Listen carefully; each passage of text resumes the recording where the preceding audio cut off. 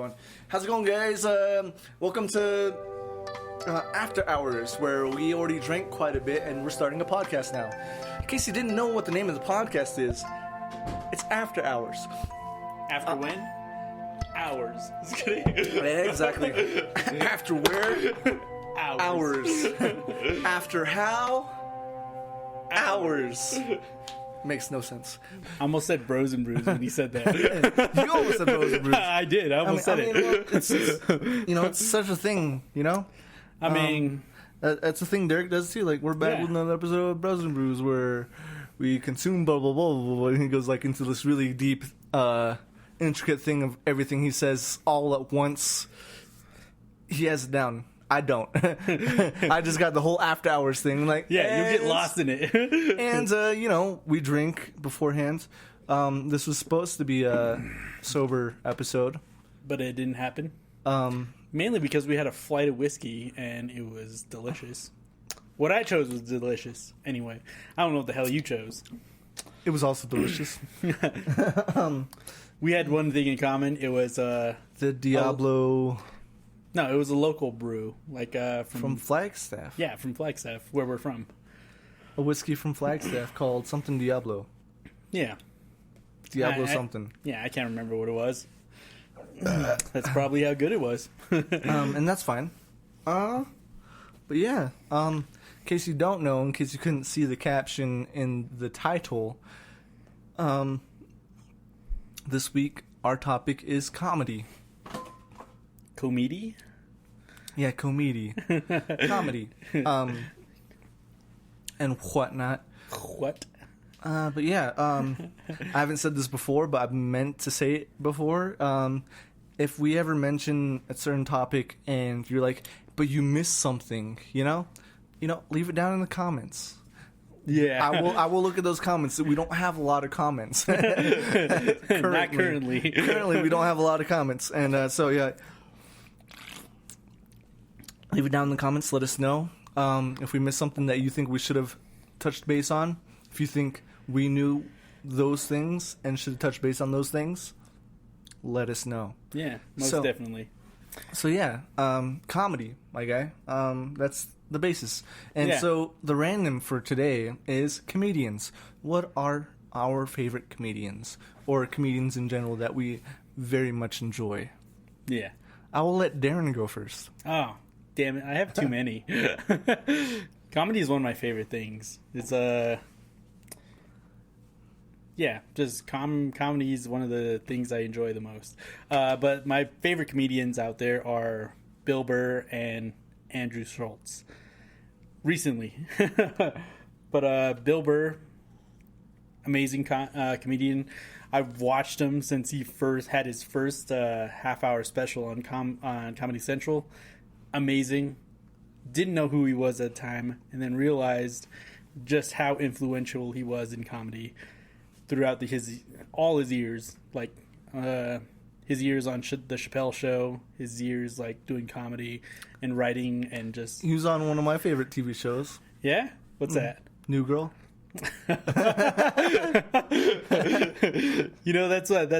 one of the things he did after he was pretty famous. Yeah, I know. But it was still a pretty hilarious episode. Yeah, as most New Girl episodes go. Yeah, dude. I mean, you've been preaching that show for a while, and when I started watching it, and then when I got to like the last one of the, I think it was the second to the last season. He was on there, and I was like, "What the fuck?" And I was just like, "Oh my god, he's in here!" Hilarious. But it was hilarious. It was hilarious. Like, there's spoilers alert because you've never seen New Girl, but New Girl's been done with for about 3 years now, so like, not really. Not too many spoilers. But Bill Burr is Nick's cousin in the show. Yeah, and he comes to find Nick for some sperm. For some artificial insemination. It was hilarious. Because he was like, you know what it was? I think it was that time when I got stung by 5 bees 5 days in a row in my dick. And she was like, what were you doing 5 days in a row that exposed your penis to bees? Oh god. Great show, great comedian. Yeah. But the reason I like them is mainly because they are people who challenge culture in a general, not just PC culture, but like culture in general. The same way George Carlin did, the same way Richard Pryor did. They're amazing comedians. Like Andrew Schultz nowadays, he's trying to be the best comedian out there right now, modeling himself after like Dave Chappelle, who he considers the GOAT. But amazing. They're great comedians. I love them. Heck yeah, dude. Yeah. I don't know who you find is funny, but yeah. One of my most favorite comedians is Mitch Hedberg. Really? King of the one-liners. My guy. God. I mean, he is. He is. And, you know, like, which essentially means king of the dad jokes. And he is. Like, Yeah. Like, it's like, I don't know why 13 gets the bad rap, but if 13's getting a bad rap, why isn't the letter B getting a bad rap? It's just a squunched together 13. What's your name? Bob? Get the fuck away. Like, that shit gets me. Yeah. But, you know, other than that, Jim Carrey had his thing, but he's also an actor and stuff. And it gets overlooked sometimes. No, he was a great comedian. He was a great comedian, and growing up as a kid, like, I really enjoyed Jim Carrey. Yeah. And he, like... Dude, same with, like, Seinfeld and Tim Allen. They were both comedians. I was very eccentric as a kid at home. But when I went to school, I was quiet as a motherfucker. But, like, watching Jim Carrey, I just like, oh, I want to be silly. Like, I want to make people laugh. Yeah. And that's how Jim Carrey made me feel. And, you know, like, when people get to know me, they understand that. Dude, if you like kind of like the dad jokey kind of stuff, there's a really great guy out there for that. His name's Chad Daniels. He's amazing. Yeah, I can't say I've ever heard of Chad Daniels, but I'll definitely have to look into that. Yeah, I think one of his free specials online on YouTube is he just mixes the two letters. He calls himself Dad Channels. Dad Channels, which is pretty perfect. Like, dude, Perfect. it's a good culmination of his entire works, which is hilarious. Perfect. Other than those two, like, I have comedians I like, but don't exactly love. You know, Dude, like Jeff Foxworthy, he was like, that's a genre like I'm not like completely into, but like, you know, like he still got some jokes. That guy got some jokes. you might be a redneck. You might be. If Crazy part was he was still relatable even outside of like redneck culture. yeah, no, definitely. It's like we could all relate to like at least some part of what he was saying. Oh, and the dude with the puppets. The hell was his name? The guy with like the dead Muslim guy, and then Yeah, the jalapeno racist on the old stick. white guy, the Yeah. jalapeno on a stick. What was his name? I don't remember his name. He was hilarious. Yeah, he I was great. know. Like in high school, a lot of people were into him. Yeah. They were like, "Oh, let's watch this dude." I'm like, "All right, like he's funny, but like there's funnier things out there." No Yeah. offense to that guy, but like I really enjoyed his stuff as well. Yeah. It brought it down to earth to where like it kind of brought back some of like, you know, like the issues in society, and that's what comedy is, you know. Yeah. You bring the issues to society, put a twist on it, make people laugh at it, but you know that deep down, this is something that's very serious. Well, in my opinion, like comedy is like it's a way of getting like perspective, not just like the media wants to spin it one way, and comedy will try to alleviate some of that. I mean, we all have problems in life. And we all have this idea that, oh, those problems don't go away, so we should only feel sad about them. It's like, no, we should find humor in the fact that we all kind of have we all communally have these types of feeling. And Yeah. they kind of suck. We can all laugh at them when we're like, once it's over, It's like, why dwell on that kind of stuff? We should be able to laugh after the fact. Most definitely. Yeah. And, comedy is one of my favorite things. So. Definitely. What do you want to go into first? Because like I have very little resources on like the topics that we go into. I don't know what I want to go into first. To be honest, I think music's the easiest one. Is it? A little bit. You just said you had no music like 30 minutes ago. 30 minutes ago, I had zero music. But like, is it because I said something? No. Is it because of the one thing I said? Because of the one name I said? No. No, like there's a lot of people who out there who do like spoofs of like various things, and just like, I mean, obviously like Weird Al did a lot of shit about You just had to say it. Yeah. Just take my thing. No, like, but like Weird Al did a lot of things, and then there was like there was that whole thing about like what the hell was like? There's the Harry Potter musical. Have you ever heard of that? I've never heard of that. You've never heard of that? Hilarious. There was also the Christmas one where like grandma got ran over by a reindeer. Sure. Yeah. I mean, come on. There's somebody turned like a classic song into the fucking that Trout song. Here's another song I wrote. Oh my god, that's pretty funny. Just stuff like that. That's like, songs are amazing in that way. Where like literally, like if you put like, if you just hear it, cool. That's a sound. But once you start putting images to that sound, I think that brings a whole different type of context to it. Hell yeah. And that was my thing. Was like just hilarious songs. Like if you watched it, if you heard it, yeah, it meant that. But like if you put like images behind it, it meant an entirely different thing. Heck yeah. Just like spoof music. That's amazing. Yeah, I get that. But yeah, let's go back to Weird Al. Okay, Weird Al. Weird Al has a collection of everything. Yeah. Like one of the, like I've heard my this here Anakin guy, maybe Vader someday later, but he's still a small fry. I remember hearing that before I remember hearing the actual version of that song, American Pie. Really? Yeah. Oh god. Dude, or the Michael Jackson song, Bad. I remember hearing Fat before remember hearing Bad. Yeah. Well, I mean, obviously the older folks, no offense, would remember those more than the actual like comedic version of those songs. Yeah. But I do, like, personally, as a kid growing up, I'm like, well, fat, you know, like. Oh my god! And he's like in the huge ass suit in the garage and everything. Yeah, dude, like that was more memorable to me than, yeah. So, like that, and like just like some artists do songs as well. Now that you like mentioned Weird Al, I think of like fucking Colt 45 by Afro Man. Yeah. That was oh a good my one. god, that was a great one. Hello, ladies. Oh god, it starts with like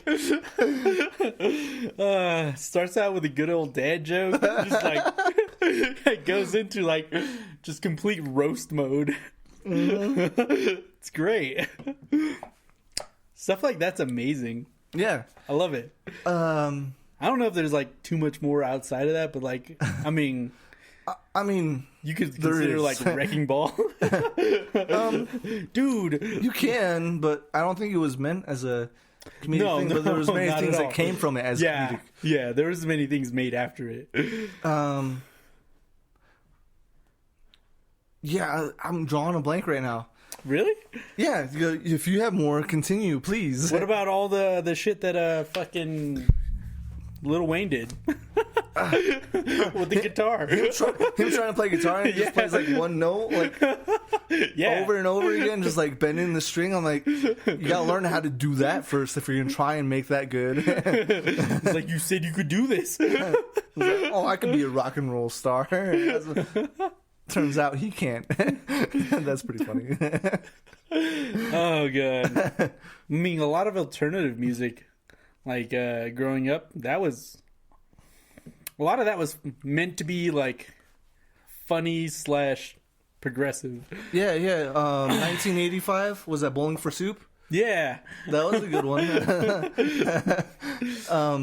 What else is there? Jesus. There's like the only thing really for like music is like spoof stuff. Yeah, sure. Like what?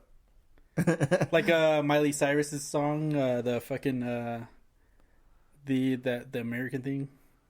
What the hell was it? What the hell was it? Insert cricket noises. American Summer or some shit like that. Uh-huh. When she was talking about like literally like about like having the best summer of her life. But it was weird. Like there were so many like plugs to that song and like TikTok and Bumblebee when those songs came out. It was just weird. like you list like the funny thing is like I was never really into pop culture, so I heard the comedic versions to those songs way before I heard the original song.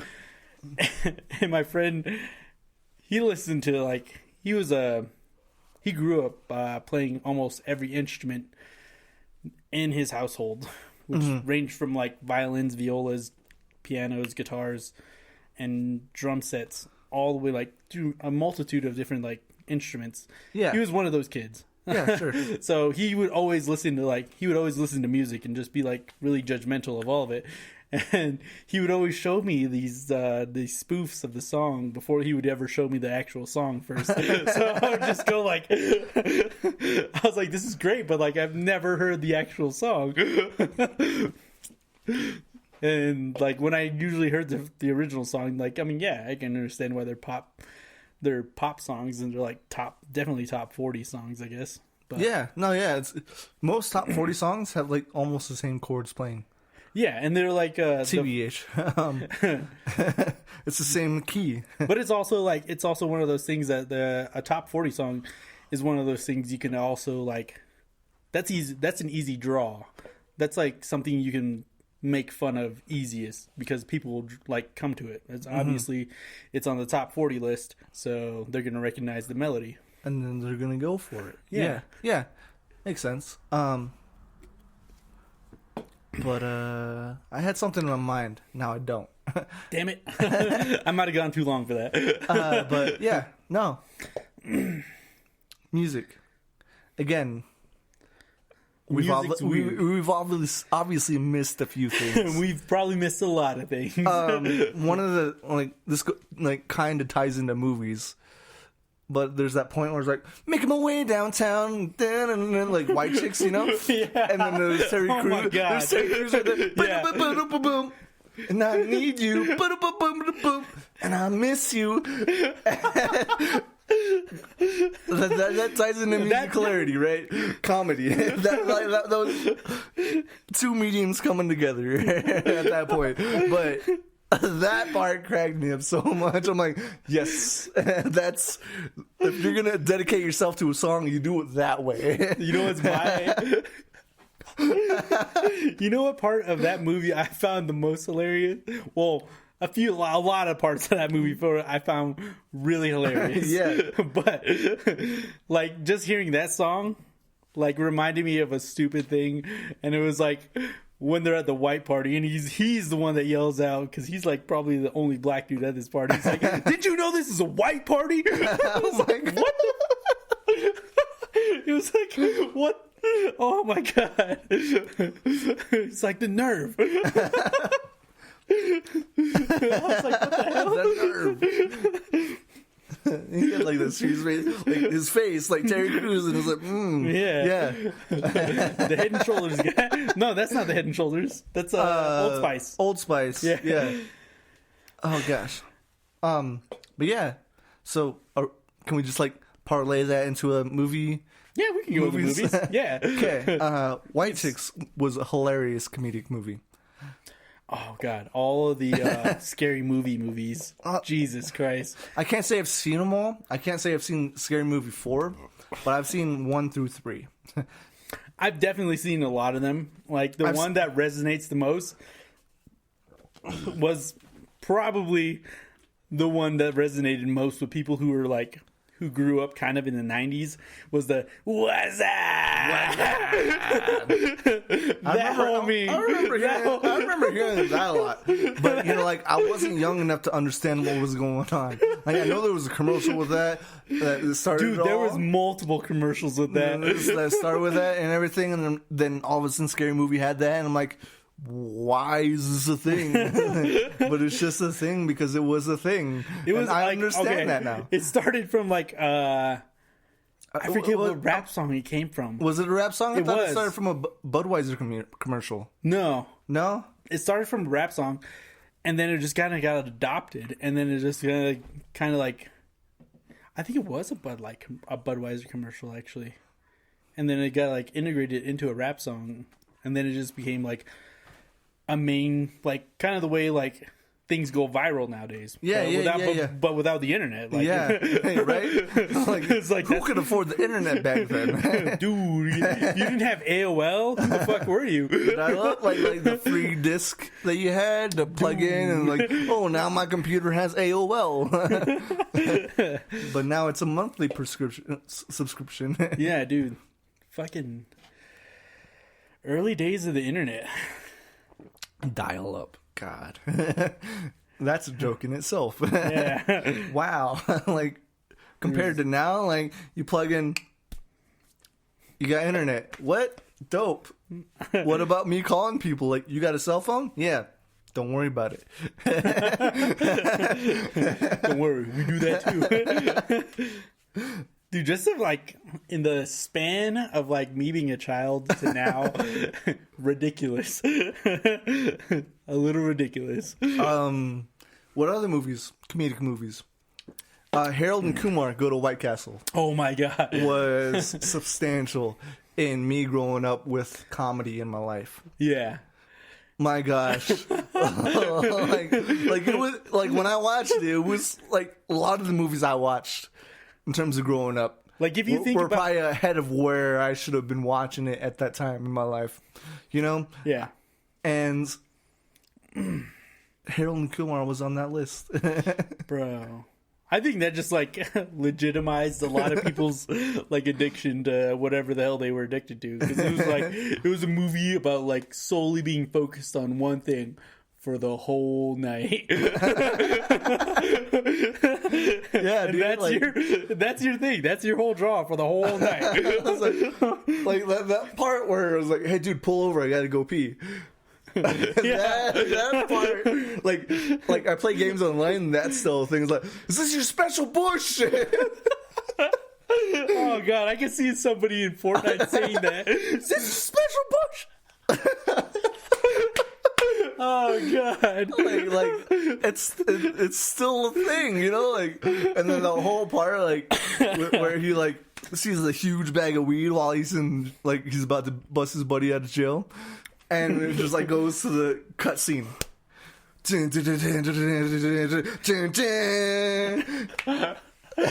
it goes to the whole like a bullet, my only weakness. Oh God! Not many people know this when I bring this up in my circle of friends, but Harold and Kumar came out like a year before How I Met Your Mother came out, and so then NPH was only known as Dookie Howser at that point. Yeah. And so he wasn't known as Barney Stinson from How I Met Your Mother. But you look back on it now and you're just like, wait, what? Like, because they're like, oh, dude, it's NPH. So, Dookie Howser. Like, you know, they're all into that. But like, a year after that, he was like, he got into the TV show How I Met Your Mother. And such a great comical show as well. Yeah. I don't know if this would fall into that kind of category, but like kind of like B movies, like Sharknado. Oh yeah, no. Oh my God. That was meant to be like a horror comedy. Yeah, you know? Exactly. Like, that's what I mean. It's yeah, like, no, that definitely counts. But I don't know if a B movie counts as like a fucking comedy. But like, I mean, it's meant to be bad for comedic purposes. I mean, that I guess that. Oh, this specific one is that tells you where it's at. But just the amount of like A-listers that were in Sharknado made that movie a movie. Hell yeah. No, I watched Sharknado. I haven't seen any other Sharknados because there's apparently like 3 or 4. 4 now, apparently. 4 now? Yeah. No, but yeah, dude, like Sharknado. Dude, solid film for what it was trying to do, you know? Solid film. God, like it was so cheesy, it was so over the top. I'm like, oh no, it's a Sharknado, and like people like, so stupid. Dude, I can remember social media at the time when Sharknado happened. It's like, well, what would you do if there was a tornado in the ocean? You mean a hurricane? it's like, no, a tornado in the ocean. You mean a hurricane? You mean a hurricane? It's like, okay, well, what if it sucked up a bunch of sharks and it threw it at you? It's like, what? It's like, purposely? It's like, why would it throw it at me? Like the tornado one do this? It's like, this was his intention? Like, you're using these words in the wrong way. But yeah, no, dude, Sharknado is definitely a comedic horror. What? Are there any other comedic horrors? I haven't seen this one, but people say it's like meant to be like slapstick horror type of thing, where it's like pretty hilarious what's happening, but it's still very terrifying. Which is Drag Me to Hell. You ever seen that? That one? Is. You ever seen that? That one? is. It's You've like yeah. I haven't seen that one. But I have. But like I've seen a scene where like this the old lady was like like gumming at her with her teeth. Yeah. And it was just like, oh, gross. Stop. Well, it was like the idea was that it was supposed to be like it was supposed to be like, obviously be graphically like intense, but also kind of like light in the same word. Not I guess light in the sense that it was like it was a little obvious what was going on. Like it followed the progression of most horror movies, so you can kind of see all the fucking things coming, and then it just like once it got you with like it got the jump scare out of you, it got the laugh afterwards. Yeah. Same, like if you watch what the hell is it? I think it's Evil Dead at this time, or Army of Darkness. Is it? I'm talking about the first Evil Dead. Yeah. Like, if you watch that nowadays, that's a cult classic because it was hated when it first came out. But as time grew, as the movie aged, great, like... It aged well, yeah. It aged well. Yeah. Which is weird. Most don't. Most horror movies don't age well. Yeah. I've seen Evil Dead. Yeah. I've seen Evil Dead 2. I've seen Army of Darkness. It progressively gets more comical. But from the first movie, it was meant to be, like, really... horror based, you know, and then it was a little more comical later on, it like from watching it, but like it still holds up in terms of horror, you know, like. But they bought it into their own like the genre that they were being cast into. Yeah. So they played into their hand. Yeah, exactly, and it was nowhere near bad. Yeah. I mean, I feel like Evil Dead 2 is actually better than the first Evil Dead. I mean, they even... I don't know if you've ever seen the show. I have. I've seen the first season of the first show. Of the show. Yeah. I'm pretty sure they've done 3 seasons. I've seen all 3 seasons. Great show. Gets better from the first... Like, after the first season. Guaranteed it. It's great. just the way they go about it is really cool. And it's a good way they hold the comedy through the entire thing. Mm-hmm. What do you think of the remake? Of Evil Dead? Yeah. Did you watch it at all? I believe I did once. I just don't remember it. I watched it in theaters. I watched it out of theaters. And, you know, like, I didn't think it was bad. I just didn't think it held up to, like, the classic. And most remakes don't. But, yeah. Yeah. Fun times. Anyway, shows. Comedy shows. Comedy. Well, you want to go into shows from TV? Or from movies to shows right now? Or do we have more? Do we have more movies we want to talk about? Well, do you have any more movies? I don't have any more movies. I feel like I do. I feel like there's tons of movies out there. I mean, romantic comedies in general. I mean, romantic comedies could like. That's an entire segment all by itself. Yeah, no, I agree. In case viewers don't know, episode 2, we discussed Definitely Maybe and how I forced Darren to watch it, which is a romantic comedy in itself. And Is that a romantic comedy? yes. Huh. Yeah, yes, it is. Okay. That's what it's based in. Okay. That's the genre it's based in. See, okay, well, that aside. But no one heard the in-between with Tillman. Oh, yeah, because we didn't release that part yet. Yeah, okay. Because the audio got fudged with somehow. Yeah, okay. And so, like, I just want to iterate at this point, episode 6, 4 episodes after the fact, that, we can't air the episode because, if we did, it wouldn't make sense. Yeah, it was mainly because one of the people who was talking his entire audio is corrupted. No, all of our audio is corrupted. All of our audio is corrupted? Oh, damn. Okay. The entire audio is corrupted. The entire 2.5 to 3 hour segment we had with that guy. So eventually we're going to get Tillman back on here. Yeah, and we're going to talk with him. Yeah, most definitely. But in case you guys don't know, and we haven't mentioned it yet, but today's 4th of July. It is. Happy birthday, America. We should have got Tillman to come out, too. He's out with his family right now. Okay. I mean, obviously. But yeah, happy birthday, America. It's a thing. Apparently. 4th of July, yeah. This is not going to air till a week later, so 11th? 10th of July, the 10th. Friday afterward. 10th. Yeah, okay. Because we usually do these things on Saturday. Fair enough. 6 days, okay. Yeah, 10. I think, probably. Yeah. I mean, that's production quality right there. We take 6 days to do this. To get it out. It takes me 30 minutes to edit. It takes forever to, like... Listen to the whole thing. you don't even know this. Anyways, so we're going to TV, right? No, okay, well, since you brought up Ryan Reynolds in this entire thing, I'm gonna go Deadpool? with Deadpool? No, not Deadpool. So for a romantic comedy, like I would like if you were gonna bring up Ryan Reynolds in a romantic comedy, emphasis on comedy, I would go with Just Friends. Just Friends was hilarious. That's a hilarious movie. That was hilarious. Yes. Like, if you want to see him just, like, fumble time after time, it's like... Yeah, no, that's a great one. That is a magnificent... I haven't seen that one in forever. You're right. But, yes, his love interest in that one did a magnificent job. Yeah, she did. Butterfly Effect. Oh, God.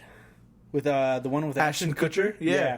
Yeah. I always bring it back to like darkest thing. But yeah, no, let's go back to Just Friends. Just Friends, great movie. And then yeah. I mean, we don't have to bring it back. We don't have to. But I don't want to like go to dive into like the darkest part when we're talking about comedy. Because Butterfly Effect. I mean, that's a great movie, That's a great movie, too. Yeah. It came out at the same time his co-star in the 70s show came out with his own movie. I forget what it was called. Just Friends? Not just... we just talked about Just Friends. Friends with Benefits. It was something. And... No, Friends with Benefits also Ashton Kutcher. Isn't it? No, that's what's her name? Ashton Kutcher and his co-star Jackie. Yeah.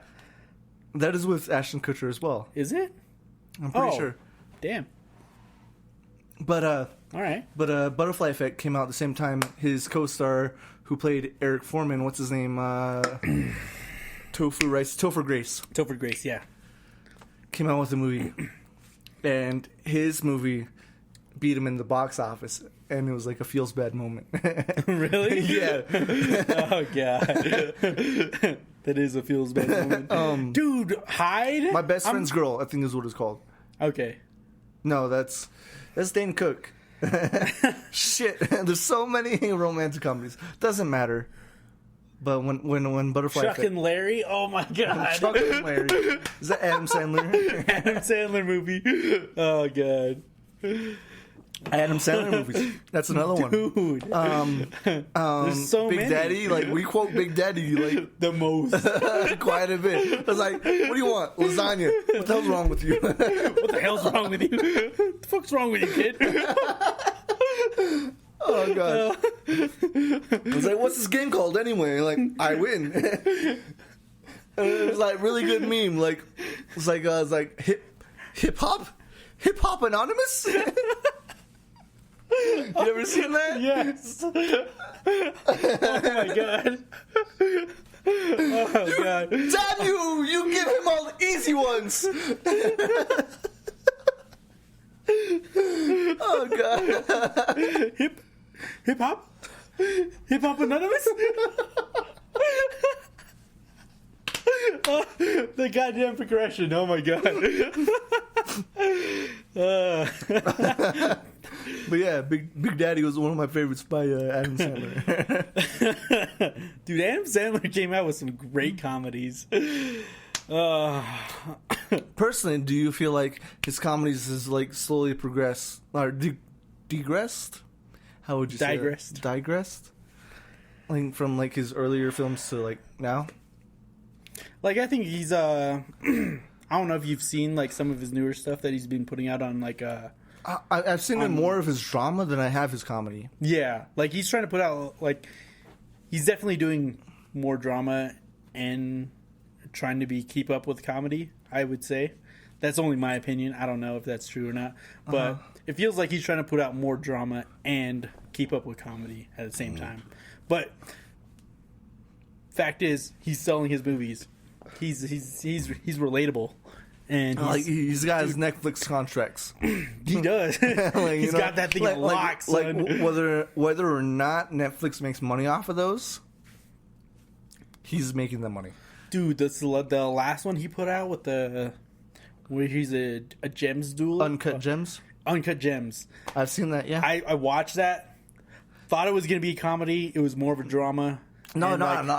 I saw the like- commercial. I knew it wasn't going to be a comedy, I mean, there's like, but there's it was still a really good. yeah, there was some movie. funny points, but like, great movie. Like the way he, like, you wanna root for him, but you realize he's doing bad things, and then like at the end, spoiler alerts. Don't. No, it's still a new movie. Yeah. You can't do spoiler alerts here. Fine. But you know, The ending's it's a must watch. It's like it's a good watch. It doesn't go where you think it's gonna go. God, like You're so hopeful, so hopeful. That's the amazing part about it, the entire story. but yeah. Fucking any Billy other Madison. Billy Madison. Oh gosh. I mean, dude, if before the internet was hilarious, because like you would go to school, or like in my case, you'd go to high school and you'd be like, Nudie Magazine Day, Nudie Magazine Day. People would be like, what the fuck's wrong with you? Be like, shut up. And if you really want to make somebody feel like super inferior, just because that was kind of like the attitude at the time, you'd be like, stop looking at me, Swan. Like, imagine just going through your high school at any point in time and just be like, stop looking at me, Swan. Hilarious. Makes anybody feel uncomfortable because it's like, one, swans, I mean, come on. And then it's like, you're just like, I don't even know what you mean. It's confusion with like a little bit of like personal inferiority complexes on it. Yeah, for sure. So I feel comfortable about talking about enough movies now. You want to move? Yeah. You want to move to TV? We can go to shows. We can go to TV. Okay, cool. I'll bring up the obvious between us right now. I have a lot of good comedy shows. I'll bring up the obvious between us right now. Community, amazing show. Yeah, it's been stated as the one show that did most movies, play on movies, the best. Really? Yeah. The one thing I remember the most... Because, like, you know, like, Community, in case you guys don't know, is over the top. every always over the top. Every time something happens on that show, it's mayhem. It deep dives into the movie it's trying to portray. Whether or not it's, like, a certain movie or a type of movie. You know, like, where this one's trying to be noir, it's trying to be... anything else. I'm doing this bad. Yeah, dark or like dark. A detective or even comedic, really. Comedic or like a documentary. Ooh, the first perspective type of stuff. Yeah, like when Abed did his whole like, I am Abed. Like, yeah, you know, like the whole play on being Jesus and shit. Yeah, introspective type of stuff. And then it had the whole like, it's like, oh, I'm being super meta. But if you try to be like too meta, it's not going to make sense. Abed realized that at the end of his show, and then like Shirley comes in, breaks everything, and is like, Abed, and has like the whole like theme tune behind it, and it was just like, oh, it's like, I am the show. This is the show. You are the show. Like, all what? right. So let's bring up some of the funny moments of that show, like the more inclusive funny moments of that show. So one of the things least recognizable, the fucking KFC time travel thing. Oh, the KFC, like that was the that was the one that went to space, right? Yeah, and you can easily see what I'm talking about if you like watch any of these episodes, because like they portray it's call back to like Armageddon, call back to like any like space show, space movie, like you got your astronauts going to space and shit, and like, this is all on you guys. We're going to help you as much as we can, but it's up to you to do the work. Yeah, you're locked in there. Like Abed like leaves to go grab something and comes back. He's like, oh, they're gone. He's like, I was meant to be on that ship. Oh my God. Or the D&D episode was the best portrayal of D&D I've ever seen. Oh my God. Dude, that's the only reason I know anything about D&D. Because I had to look up shit to find out why fucking Chevy Chase's character was like doing so well, and I was like, "What the fuck? This guy read all of this?" Like, yeah, he was like, dude, and the dude read ahead of what he was supposed to, you know? Yeah, like, and then he's just like, he had all the information. Like, he's not supposed to have that information. The dungeon master, the DM, is supposed to have that information. He's not. And so he was like, I'll bet I am gonna do this, and he's like, oh shit. It's like, fuck. But yeah, like that was one of the most. It was known as one of the most perfected versions of D&D ever portrayed on television. Yeah. Especially like character creation. Mm-hmm. That where like everybody's like kind of like arguing their point on why their character was this character. Obviously, a lot of people had to be like, yeah, well, your stats. Obviously, you're gonna try to give yourself the best stats you can kind of give, and everybody's arguing, like everybody in the group's arguing against why the hell you're not gonna get those stats. Yeah, like, yeah. I think one of the most greatest things they could have done, or have done, is have Chevy Chase's character be part of a cult and make it funny. Dude, like, you know, just Laser Lotus, Buddhist thing. Yeah, I think that was like a shot at the what do you call it? What is it? The fucking Scientologists nowadays. Mm-hmm. And just how like I can see that. Yeah. How it kind of like it takes shots at them, but it also brings it back to the point where like, oh yeah, well you kind of need to be like accepting of all people's religions, even though like sometimes because everyone in the group at that point were different religion. I think Shirley was Christian, Chevy Chase was in a cult, Childish Gambino was Lutheran, not Lutheran. He was something where they didn't celebrate the birthdays or Christian or Christmas or anything like that. Yeah. Annie was Jewish. Abed was Muslim. Britta was atheist, and I forget the main, like, not the main character, but like the guy that, like, I guess technically brought the group together. His name, I forget his name too, dude. I think it started with a J. It started with a J, but he was agnostic. Yeah. It's like lazy man's atheist is what they called it. Which I agree. But, you know, like, at the same time, it's the thing. Yeah. Let's not forget about Chang. Chang almost was God like... damn. Changnesia. Changnesia! Oh, gosh. Chang had so many great things to him in that entire series. He started out as a badass, ended up being, like, considered one of the lowest things in that goddamn group. What do you call it? El Tigre, El Chino. God. How do you use this? What about the Subway dude? Oh my god. I am Subway. Oh, and he gave up his identity to be Subway? Yeah. Yeah.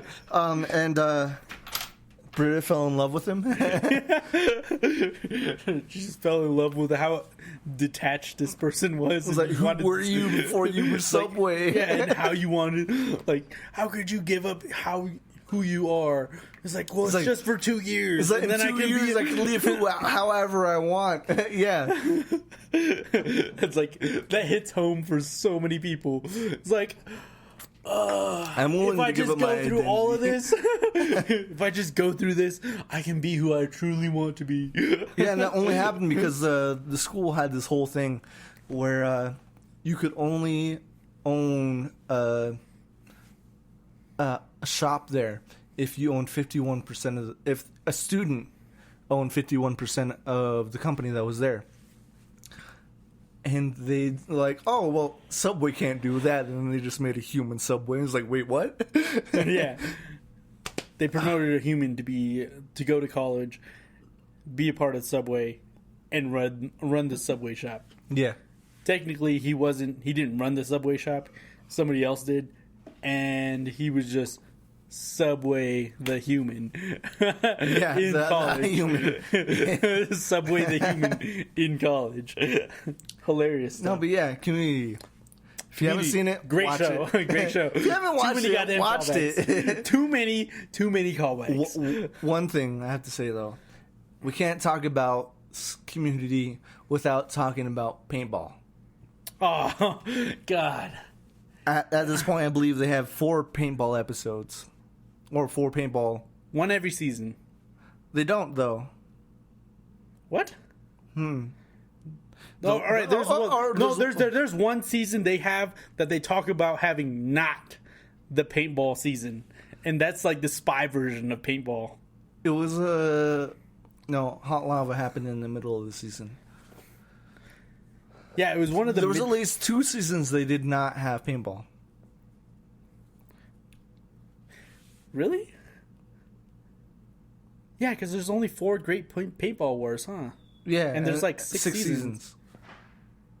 I don't know if anybody heard that, but that's like the first start of fireworks because it's just not turning dark outside. And once again, we are out here before the sun goes down, tipsy. We are, and we call this After Hours, but is it really? It's not. We just wanted to have this ready for you guys to listen to. But once we started early, actually. Yeah, to be honest, we started like at noon. We didn't have our normal beginning of the day activity, and then go get our meeting lunch, and then come back and then prepare. We didn't do that at all. Yeah. Just went straight to drinking. Well, yeah, most agreed. But let's move away from Community because there's so many other good comedic TV shows out there. Okay, what's a good one you got that I maybe I haven't heard about? So that you haven't heard about? Maybe that I haven't heard about. Like, gosh. I would say you could still use New Girl because, like, I watched the entire season. I just don't remember the entire season. Series. You mean series? I want to bring up Yes, New Girl, but series, you just sorry. like gave me a challenge. No. But yeah, I did give you a challenge because I want you to come up with something that maybe I haven't heard about it. Like, and I think New Girl is one of those things that a lot of people have heard about. Because I don't. Because I don't see it. I mean, it comes. I see. I think it's half and half there. To be honest, it comes up on a popular list on Netflix, so I think it's a popular thing among people. Agree to disagree. I talk to people like, you ever watch New Girl? Nah. You know, like, I'm like, okay, because I'm out there and like before social distancing, I was out there being like, New Girl, and nobody's like, nah, I don't watch that. I'm like, Fair enough. Fine then, watch it, come back to me, we'll talk. But yeah, New Girl. Let's talk about New Girl then. are we gonna talk about? Yeah, we're gonna talk about New Girl. I feel like New Girl really develops their characters well. It did. The progression was very slow. Like if you, I think if you were like truly committed to New Girl when it first started, you were interested in character development because that, like, I watched it recently and the entire thing is a setup. Like literally, like all of it's like it's just building character development the whole way through the entire series. Very hilariously, obviously, but like, dude, I still don't understand how like what do you call it? The fucking that weird game they play. True American. Yeah, True American. I still don't know how True American works. True American was invented for that TV show. Like, I don't understand how it works, but like when decisions need to be made, True American. That's it's like, no, this works. Yeah, True American was something me and my roommates wanted to play when it first came out because, you know, it was a thing back then. Yeah. And True American, like, all right, we're about to play some True American. How do you play that? We're about to find out. I don't know. But there's actually an article that came out. I was like, how do you play True American from New Girl? And there's a whole like thing There's there. a whole goddamn section to this. Yeah. Oh, there's God, a whole thing for it. All right. There's a whole article for, like explaining what to do and like how to do it, like How to play It's, it. it's like as is explained, it is 20% Candyland, 70% drinking, 10% something else, Luck. and that's exactly what it is. I mean, probably. But yeah. Hilarious the entire way through. But like after I've discovered most of the music I've listened to, New Girl has somehow portrayed it in their shows. Really? Yeah, Okay. like after I discovered it, I was like, oh, this is a really good song. And then I come back watch New Girl, and then the end of the season happens. I'm like, oh, they're playing some of the songs I listened to. And I thought that's what drew me in closer to New Girl because, like the people like behind the scenes putting things together understood their audience, Okay. you know, and I don't know.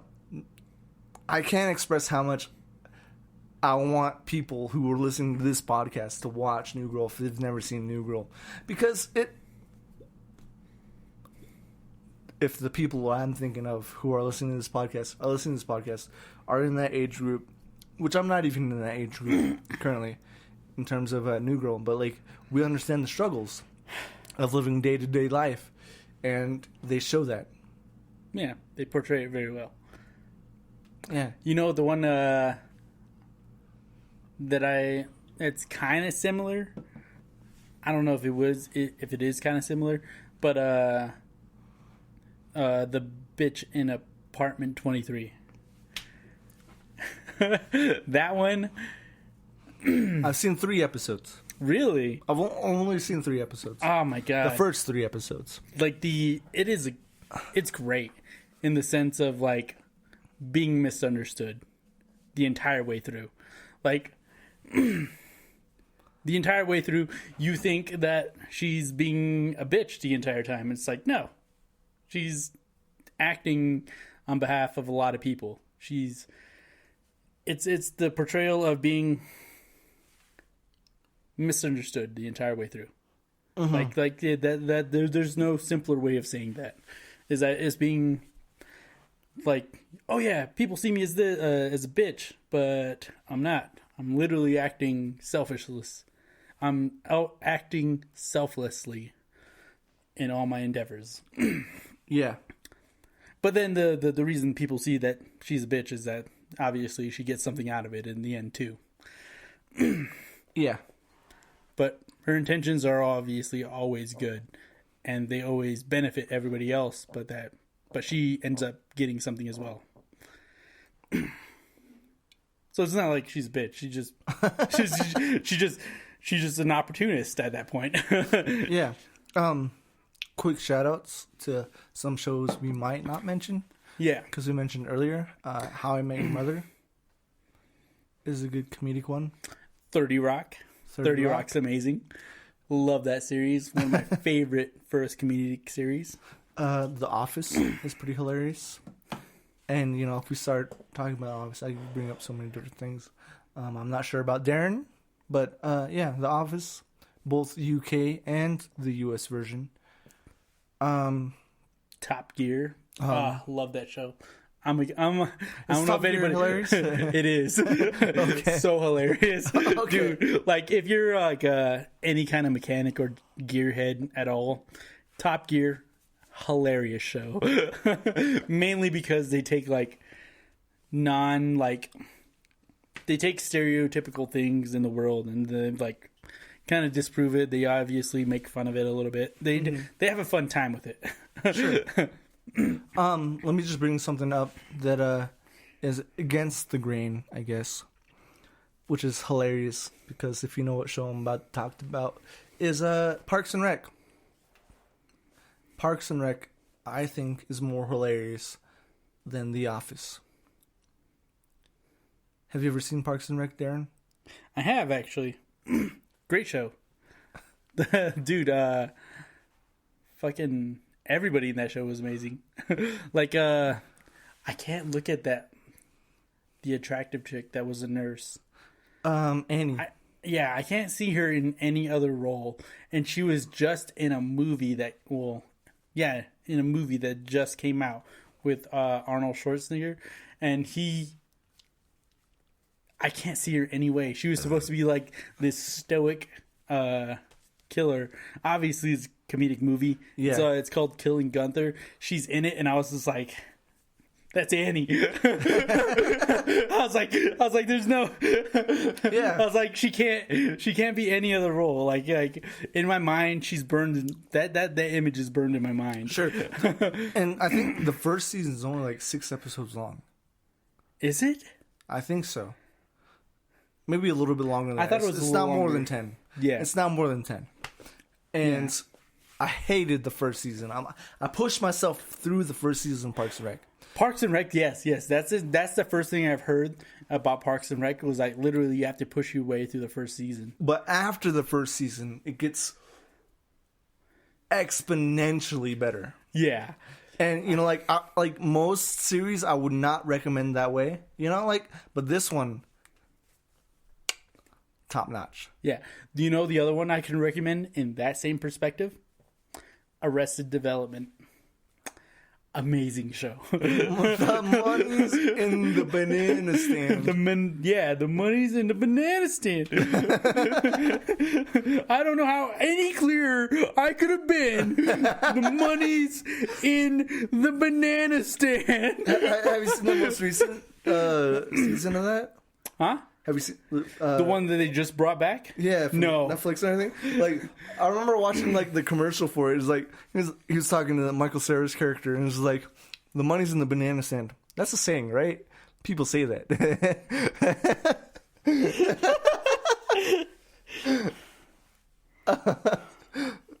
Oh god.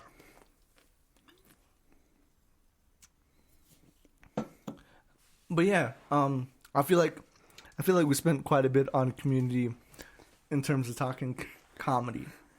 I mean, that's the one thing we got in common, though. majorly in common. Sure. I think this is probably a time for a break. It's break time! Pretty. And Really? we're back from break. I don't know what that means. What the fuck is a break? I'm just kidding. Well, it entails us using the restroom, having a quick conversation, and ordering food, which we have done. Obviously, it's pizza because, that's a thing. Yeah, it's one of those things. And we're going to move into anime. First thing I want to bring up in terms of anime and comedy is abridged anime, which is pretty hilarious in itself. Which abridged anime? What do you got in mind? Because I've seen a few. I didn't think they were too funny, but so I have a which story. ones you got? I have a story behind this actually, which I've been trying to tell you, but couldn't tell you until now. Okay, you were waiting to tell this. I got this. It's not really an anime. It's a cartoon-ish type of thing. Yeah? It's not really a cartoon. It's not animated. It's animated, but it's not like drawn animated. You ever watch the old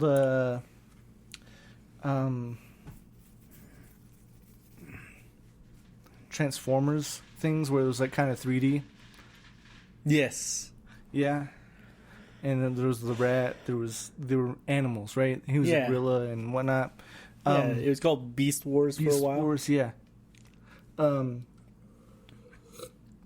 My older brother was trying to show his kids Beast Wars, and this was like not even more than a year ago.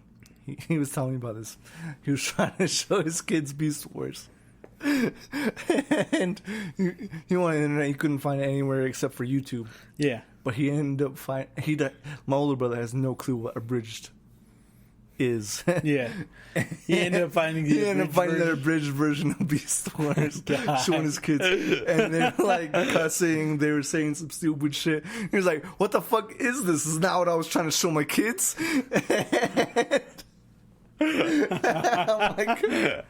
I was like, you probably looked up the abridged version of Beast Wars. Don't do that.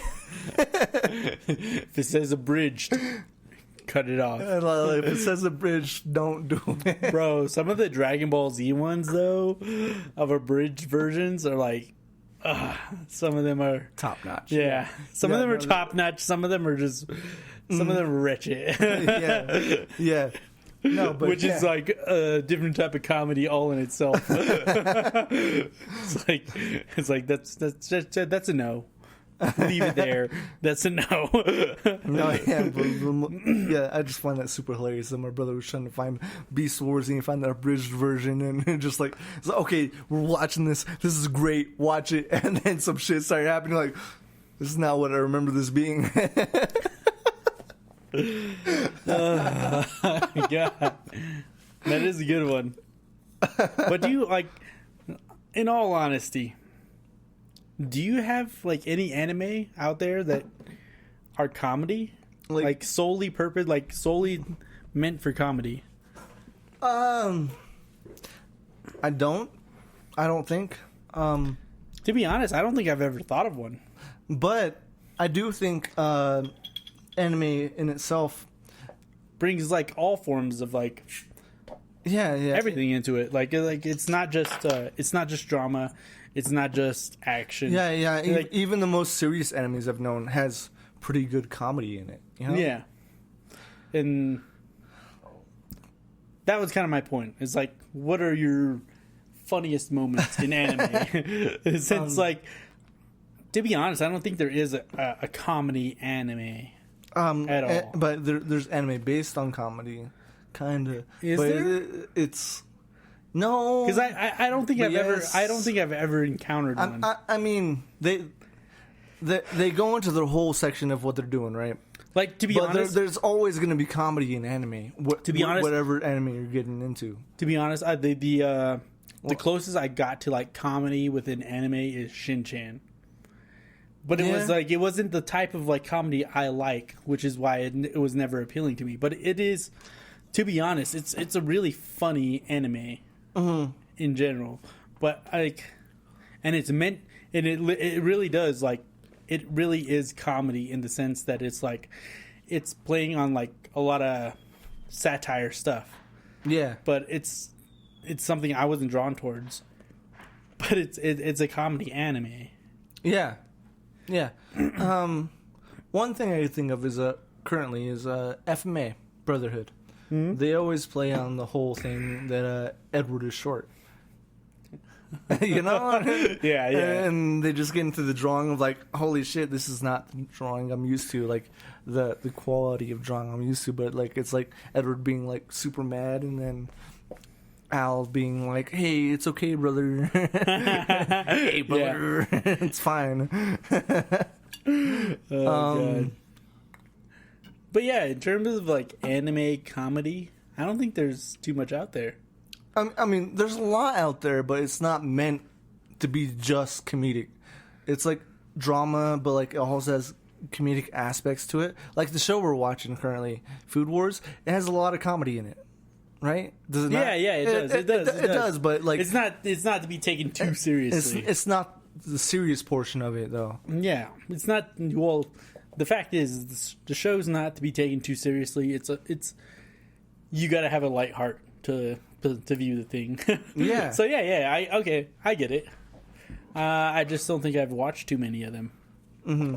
Which Food Wars is the one we're watching right now. High School Rumble. I don't know you haven't seen this because I brought this up before, but High School Rumble has a lot of comedic aspects to it. To which like I couldn't really explain unless you've actually watched the show.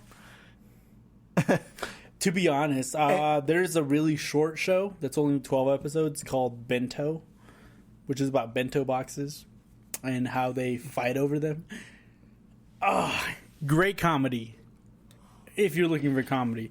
Also, amazing fight scenes if you're looking for fight scenes. Also, garbage storyline if you're looking for garbage, super like in-depth garbage storyline. Like it's one of those storylines where like you can get into it, but it's garbage. It's like this storyline sucks. It's like this entire premise is garbage, but if I buy into this, everything after the fact is amazing. Like the action, the storytelling, the fucking the storyline, the plot, everything. Yeah. Everything other than like you believing that this is a real thing. Amazing. Bento, yeah. Great series. Have you ever watched Mob Psycho? Mob Psycho 100. Yeah. No? That has a lot of really hilarious scenes, but it's also very dramatic. It's also very like personally, I just feel like anime tries to portray all the genres, not at the same time, but within the spectrum of its own show. It's the show, yeah. Yeah. You know, and comedy is very much up there, like in terms of them showing off things. Like, it tries to encapsulate all of the emotions, not just one. Yeah, and what's another one? You know, the one did it for me was Rurouni Kenshin. Because the entire Samurai X saga was super serious the entire way through until it came to Rurouni Kenshin. Once Rurouni Kenshin started, that's when it started like more of its lightheartedness. Mm-hmm. And I love that series. It's an amazing series. Yeah. I see myself in a lot of the characters, and I think that's what you want from a series. Is that you want to you want to position yourself in like kind of those positions. Like Cowboy Bebop was a very dramatic show, but it also had the comedy there too. Yeah, you know, like he's like blah blah blah blah blah. The back and forth type of thing. You can always find lightheartedness in like dramatic times. Mm-hmm. And which is why romantic comedies are like one of my favorites in terms of movie genres. I can't do it though. Like romantic comedies are like I don't know. There's too much hope, in my opinion. There's a little too much hope in there. Which brings up Avatar. Avatar, the Last Airbender. God damn. Would you you can't technically consider that an anime? A Japanese anime. It's definitely animated. Yes, but it's got the hope, it's got the drama, it's got the comedy. It's got it's got what everything anime you want from it. Like what anime is. Yeah, everybody thinks it's anime too, which is weird. They think it's an anime, but it's like they think it's a Japanese animation, but it's not. It's American. Mm-hmm. Yeah, which is that's cool. Yeah, but, and like I could say the same for Shin-Chan. A lot of people in Japan thought Shin-Chan was an American anime. Really? An American cartoon. And they were proven wrong because it was definitely I told you about it before, right? It was a shitty drawn cartoon. Well, a shitty drawn animation. Yes. But it originated from Japan. So technically it's an anime, but it's technically it's a cartoon because it's not the quality of Japan. Yeah. Weird shit. Is that just the higher form of drawing? It's like you go from a cartoon to anime? Or is it point of origin? Yeah. But yeah, there's so many good animes there. Yeah. What anime made you laugh the most? Could you say?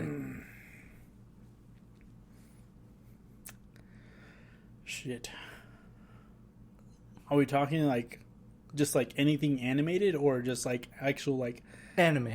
Japanese anime. Japanese anime. Okay. Because that's the subject. All right, then we're gonna go. I will go with Pokemon. Which yeah, since I'm such an old person, I remember the original Pokemon when it literally the first episode all the way up, the entire first season. I remember that very distinctly. But it's weird because I only remember it very distinctly because a lot of people have brought it up over the years, and I only remember that first season. And once that first season ended, I stopped. Because I was like, hey, this is a really cool anime. This is a really cool series. And it's dubbed. And then everybody was like, yeah, that's shit. And I was like, all right, fine. And then I just went, me, right? Yeah, I was just like, no, at the same, to be honest, at the same time that they came out with that, with Pokemon, they came out with shit like Hamtaro and a lot of shit about animals at the time. And it was it's just another animal anime at the time. You had cooler shit on you had cooler things to be interested in at that time, which was literally Rurouni Kenshin, Claymore, and Trigun, and Initial D, and even all those shows had comedy in them. No, but those aspects of comedy. They had aspects of comedy, but also at the same time they had depth to them, and I think that's what you're trying to get out of in your adolescent era is you're trying to grow away from being viewed as a child. Yeah. So you're trying to grow away from that. So you try to you push those things down. You try to see them as a lesser thing, and you try to see hey, this thing's about cars, this thing's about swords, this thing's about fighting. You try to look at those things. That's our food. That probably is our food. It's break time! Here's your weird pizza. My weird pizza? Yeah, because you ordered a weird one. Did I? You did. Tomatoes and mushrooms is weird? Yes. Do you not find that weird? No, I find it the standard. For me, at least. Tomatoes and mushrooms. Tomatoes and mushrooms. Sun-dried tomatoes and mushrooms. Horrible. Great on pizza. Horrible decisions in life. Let's just do whatever the fuck that is. Is this what that's for? Cinnamon sticks, yes. Cool. We ordered from Domino's, not sponsored. Domino's. If nobody will know what the fuck Domino's is, fuck you. I'm just kidding. No, I'm just messing around. To be honest, I actually prefer Pizza Hut over Domino's. Not sponsored. You know what's funny? Is I remember hearing about this from Ray Romano's like stupid episode. It's like, yeah, it's this new restaurant that's down in I think I don't know if it actually originated from New York, but Domino's was a restaurant. Sure. Everybody just said, "Oh yeah, it's Domino's." Domino's. So yeah, but it's supposed to be Domino's. It's supposed to be pronounced Domino's. Weird Sure. thing. Oh damn! It's already 9:40. Yeah. Where the fuck did we go? Dude, the sun was out when we started. You realize that? Just kidding. It's 8:40. No, 9:40. That clock's right. It's gonna. Yeah. So in case you guys don't know, the context is that I have a clock in my living room. It's broken. It's stuck on 9:40. It's not broken. It ran out of juice at 9:40. Whatever. And so Either way, and so my that's broken. my living room's constantly in the time frame of 9:40, whether that be AM or PM. Fuck, that's hot. I don't have Hopi hands like you. Bro, Is that racist? fire. A little bit. Fire in the palm of my hands. And it feels okay. You just had to say yes. It feels okay. You just had to say yes. Feels natural. We were in anime. We were just discussing anime and being like, yeah, all anime has a comedy to it. Do you know an anime that doesn't? No. No? All anime All has anime. comedy. All things have comedy. Sure. Is there a movie you can say that doesn't have comedy? The Conjuring. I mean, it has a little bit of comedy in there, I'm sure. Does it though? Like, dude, that movie's super intense. I mean, Like, the movie. That's like We're about to watch The Conjuring after this, okay? So I can prove to him that there's comedy in everything. dude. There's just like We're that. about to watch this movie. That movie is all build up. It's build up to the next scene, to the next scene, to the next but scene. it has But comedy. there's like, Are you denying that it does not have comedy? there might be like, at tops, 3 moments of comedy in that movie. So it has comedy. I will admit to that, but very extreme limited comedy. I would say It's finite, yes. I would say it's less than 5 minutes of comedy through that whole movie. I mean, I could agree to that, but like, how can you? But that's a good movie. That's almost over 2 hours long, and it has less than 5 hours of comedy in it. I think that's a significant thing. Agreed. These are pretty good. Right? Dude, cinnamon sticks were the best option right now. So, this is a little off track, but I had Ryan play a game with cards to kind of like, that my dad taught me at a very young age, to talk to the dead, supposedly. But I had him do it. He asked some questions. I don't know what his opinion was of it at the time. I'd like to hear your opinion on it right now. Really? Do you think it was a little accurate or no? I have no clue if it's accurate. No, like do you feel like the things that you were asking were like legitimately like real answers or not? I can't tell. I really have no clue about the history of this place, so I have no clue. That's fair. I feel like they could be, but at the same time,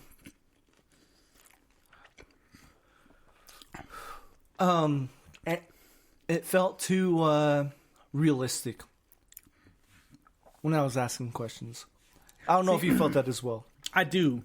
Like every time I've ever done it with a deck of cards, it's always felt too real. Because it's like the things I asked, I got direct answers to. Yeah, and obviously you're supposed to ask yes or no questions, but in terms of that, like nothing ever faltered. Yeah, but that's the weird draw to it. Like you're asking yes and no questions. You have to formulate everything in a question of yes or no. That's a lot of cinnamon at the bottom of the fucking thing, dude. Like, look at that. That's literally a pile of cinnamon and butter. Yeah. Okay. Anyways, sorry. But anyway, but the entire premise is you have to limit your questions to yes or no. So I think that in itself kind of like corrupts the entire data that you're getting.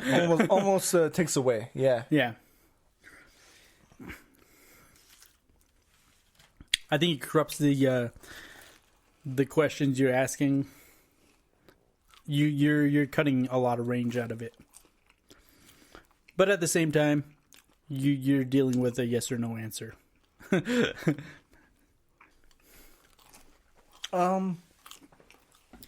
want to move on from anime? Yeah. Last topic we have for the night is games. Comedic games. Do you have one? I don't have one I've ever played. Really? You sound shocked. I do, a little bit. I mean, there's comedy in games. But a comedic game. a comedic game is a whole different genre. Okay, so the first one, I should say, the first one that comes to mind is Conqueror's Bad Fur Day. Obviously a platformer / shooter / everything. Storytelling was great. Comedy the entire way through it. Just making fucking callbacks to like The Matrix, Alien, all these really great movie genres. And it was just like, oh yeah, well, we're really gonna do that. But it's like the comedy entirely the way through it just set a whole new platform for games in general to have comedy within their games. Do it.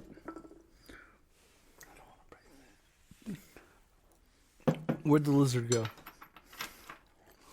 Thank you.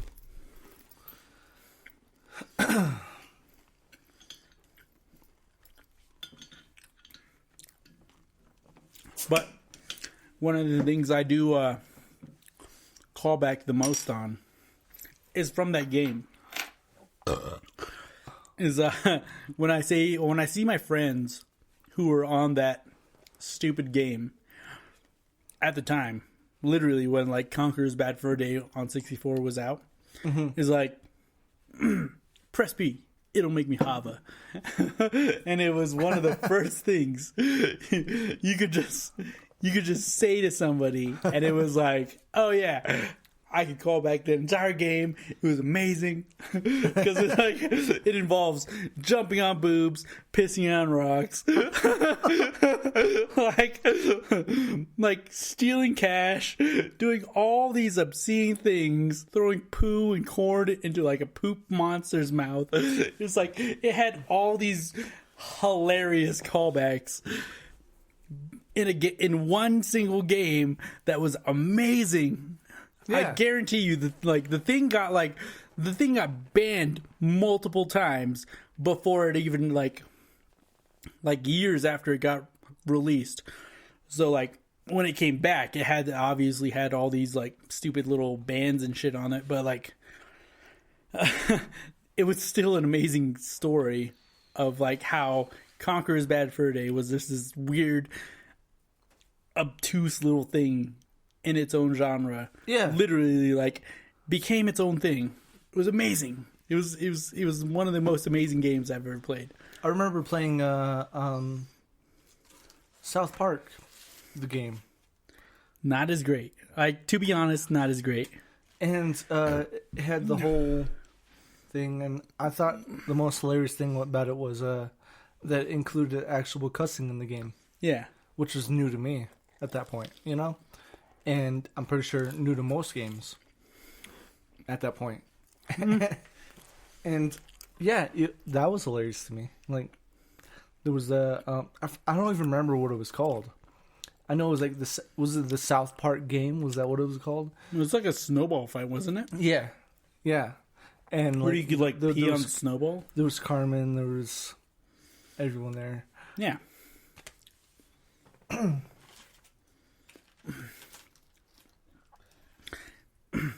That was one of those things. that was a thing. That was definitely a thing.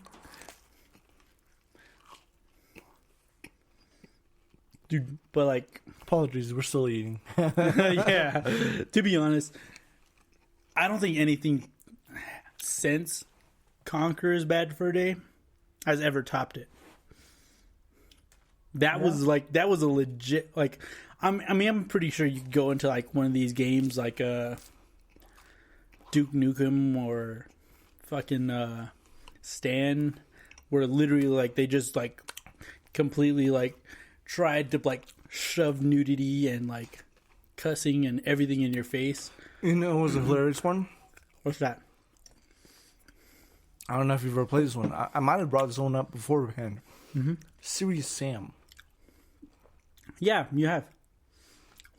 Have you ever played it? No, I haven't played it. I've heard of it. But like, Serious Sam was not so serious. but the idea was like it was trying to be it was like Duke Nukem / Doom at the same time with a comedic side tone to it.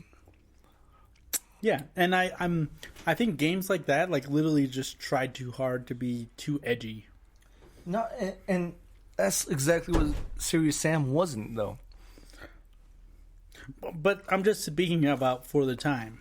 Mm-hmm. At the time it came out, it seemed like it was like, oh yeah, well, edgy's the way that the public wants to go, and like the way media projects it is like, oh yeah, we'll just jump on this bandwagon and we'll make this game that's completely edgy and completely against what everybody's thinking.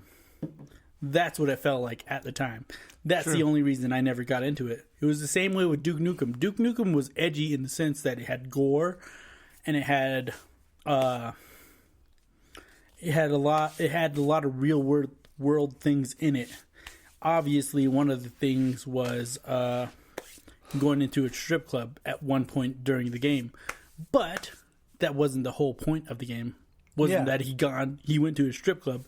It was like, oh yeah. It was like the real world position of that was that he went through a strip club as a draw to get to the game. But it was like, no.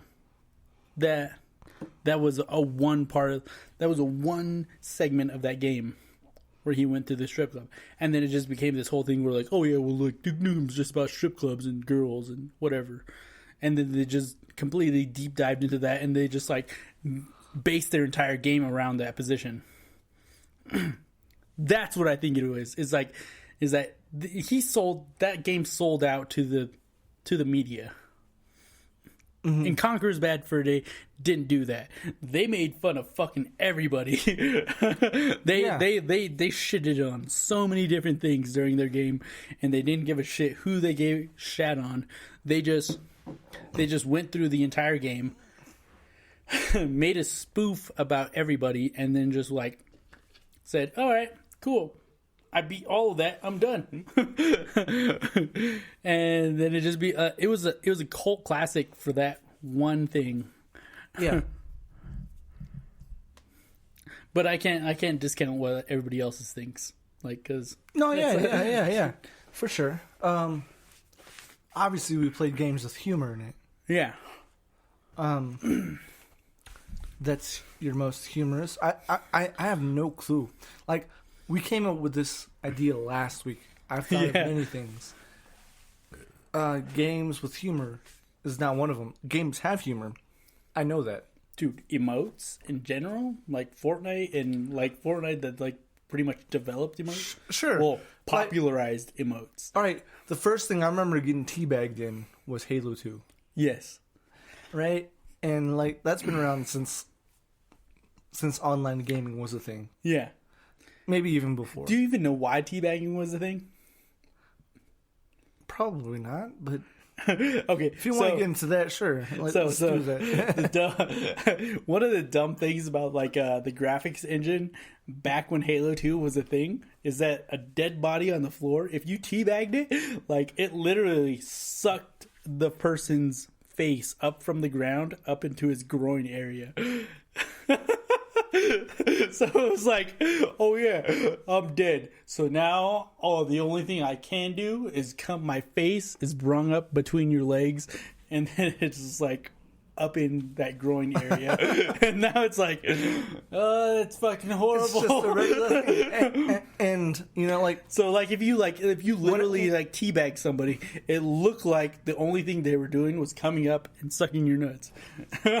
So that became a thing, and then they took that out of the game. It's like after you're dead, graphics engines died, so you just stayed on the floor. Mm-hmm. But the graphics engine beforehand was that if you teabag somebody, their legs would rub between your thighs. Obviously, since both your legs are right there, it's gonna pull you up with it. Yeah, your head up with it, and then it's gonna like be in your crotch area. Wild time for graphics to be alive. I don't know if I've ever seen it online or if anybody's ever explained that, but that's where teabagging kind of came from. And you know, like, whenever I play a game, and I've played many a game where people are able to teabag you after they kill you, but whenever they do, I take the most offense to it. I really do. I'm like, you are now my target. You've now declared war. like this is no longer civil. This is no longer just me playing a game. This is me coming after you, my full force. And I hope you were ready, because I am actually pretty good at games. I am pretty decent and above. But yeah. Yeah. One of the most interesting thing about games is games not lagging out, but like having like the most random things that happen. Like you die and your body just like flips through the air and does like the whole thing, you know? Yeah. And that happens more often than I think it should. You know, like why is this a mechanic that happens? I think it's literally a graphic, like a compensation between servers. Like the server doesn't recognize what's happened until after the fact, so that if you die in a battle, you're no longer connected to the server. So you are now your body is connected to somebody else's server. Well, somebody else's location. So the way they saw you and the way your game saw you, like there's that small amount of latency within the game between where you were. I mean, it's almost unnoticeable now, but even that microcosm, it just throws you in an entirely different direction. Mm-hmm. I think that's what happens. Yeah.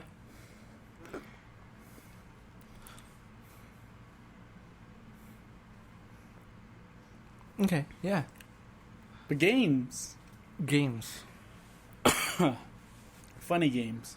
Dude, Bullies. Is this like, huh? Bully. I think that was a Rockstar game, right? Bully. Was it? The Bullies, yeah. Oh, Bully. Yeah. Like the English kid. Yeah. Yeah. And again, if you hear like random like shots or whatever in the background, it's 4th of July. It's the 4th of July. This is gonna People happen. are launching some fireworks around us. We're about to get actually into the pizza. Yeah, we're about to get into some pizza right here.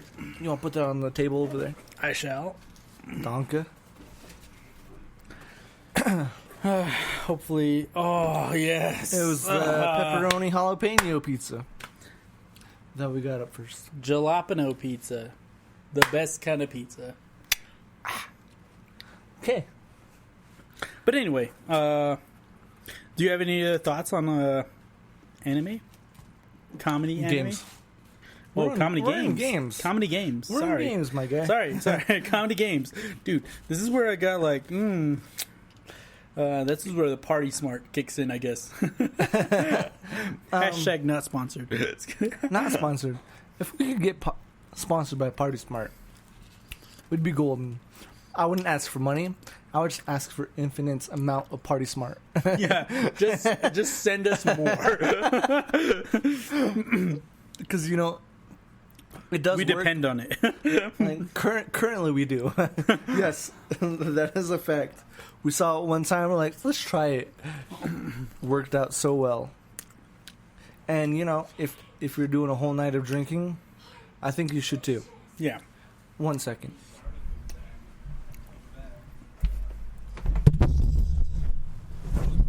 Yeah. Hey guys.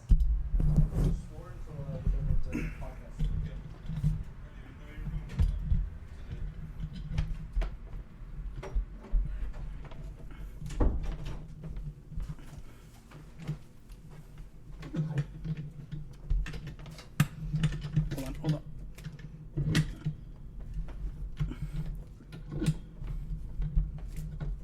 I feel like you're loosening it. I am. I'm trying to loosen it so it can go deeper in. Is it all the way in? Yeah. Oh shit. Okay. Okay.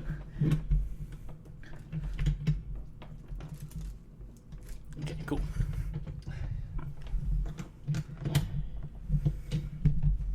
I mean, that was enough. Wasn't that? What? You're going way too strong right now. You're crushing the goddamn foam. Am I? Oh, yes? Because you literally just ripped it out of it.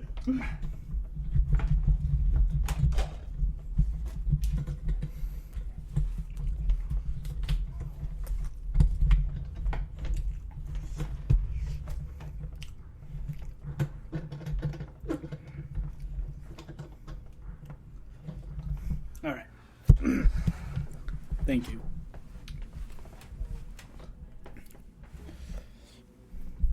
Please turn. There we go. Think that's a good angle, right? Yeah. Yeah. Should be fine.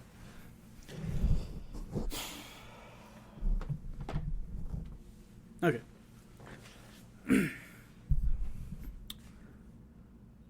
Yeah. Sorry about that, guys. We just had to take like a little bit of a background issue for the time.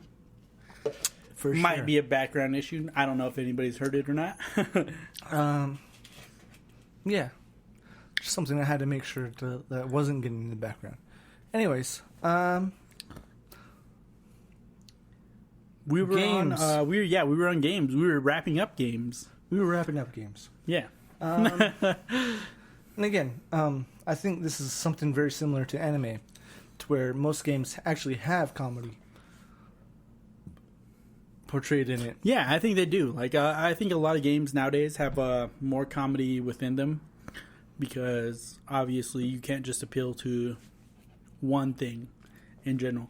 Mm-hmm. My biggest thing was my biggest realization of that was Army of Two. Used to play with my brother a lot because it was a 2-player game, maximum 2-player game. Mm-hmm. And you just went through the entire story as 2 players. And Army of Two, I remember that. Yeah. There was also the 40th day after that. there was a lot of iterations of Army of Two. But, Yeah, and it was such a good game. I really enjoyed that one, yeah. But a lot of the times, it was always like banter between 2 different soldiers, and they were always taking shots at each other, even though they were in the worst situation. Yeah. Funny. Hilarious. Took a lot of lightheartedness into the idea that, like, even though I got mad during the game, wasn't that serious. They were like, "Hey, you fucking suck." It's like, no. It's like, I feel that, man. No, yeah. Okay. I feel like this should be the last subject of games. Yeah. In general, is that emotes currently in the games. these days. Like all emotes? All emotes. Yeah. Like there's emotes in that's Destiny, fair. there's emotes in Fortnite, there's emotes in Apex, you know? And like Even Modern Warfare right now. Valorant, there's the whole thing where you could like do a whole little spray thing, which is technically an emote. Borderlands? Those Yeah. comedic gold sometimes, you know? Like you overcome an enemy that like it's a 4v1 and you take him out and then all of a sudden you're like, oh, I got this salt shaker spray. Salty. Like you're done. Like you should be. Like this is how you're gonna be the rest of the game. You're gonna be salty. You know, or like even in Destiny they have like, I think they have over 100 emotes at this point where people are like dancing, people are doing like a whole little thing. Even what do you call it? CS, Counter-Strike, the original emotes. Those were fucking amazing. Yeah. All the way up into like CS:GO. And those can be like those are comedy. Yeah. You know? And you know, like within players playing each other, it's just like it's almost like a teabag, but worse, kind of. Like I can take those better than I could take teabags. If you're teabagging me, I'm like, I'm setting my eyes on you. Yeah. like this is personal now. Exactly. Like you just declared war. I'm about to go to my inventory section, bring out the guns I can actually play with, and kill everybody. Like there's no chance. Like the guns I usually play with are guns I don't usually use. Yeah. And then if you do that, I'm like, all right, the game has changed. I am taking over this game. See, this is the thing I liked about Halo 2 when it first got online. Yeah. 0 skins, 0 emotes. Everything was skill based at the time. And like the one of the hardest things to do was to snipe a grenade out of the air that you didn't just throw up. Mm-hmm. Like straight up in the air, because like you could throw a grenade straight up in the air and then you could break out your sniper rifle and shoot straight up, you'd hit it. Yeah. But if you threw a grenade like anywhere between the 45 and like 35 degree angle, if you could snipe that out of the air, you were pretty decent. Because grenade fell pretty fast. The lag time between switching between a grenade and a weapon wasn't that fast either. So if you could snipe it out of the air, it took like, I think like probably like 6 milliseconds. Mm-hmm. So sniping it out of the air was a little hard. So if you could do that and you figured out that pattern and you could recognize things like that, you were a pretty good character. You were a pretty good guy, like person, because you were able to throw a grenade across the map, hit it where you wanted to hit it. And you were able to like, not only hit it with a sniper rifle, you were also able to hit it with like a carbine or a BR or a SMG or a pistol. Yeah. So, in that same sense, I recognize difficulty behind it, and it's like, yeah, those kind of things were so much worse than a teabag at a time. Because if you were able to go in like a close quarter position and like shoot something out of the air, like a grenade out of the air, that was a lot more hardcore than. No, I totally agree. I totally agree. My thing with the teabag is it takes no skill to teabag. That is fair. It's like, scrub just teabag me? No, yeah. Like, you have no right to teabag me unless you did something like Darren just said. Yeah. You know? You shoot your grenade out of the air and kill me. If you did that, fine. If you like killed me in like the most awesome way, you have the right to teabag like, me. That's respect right there. You have the right to teabag me.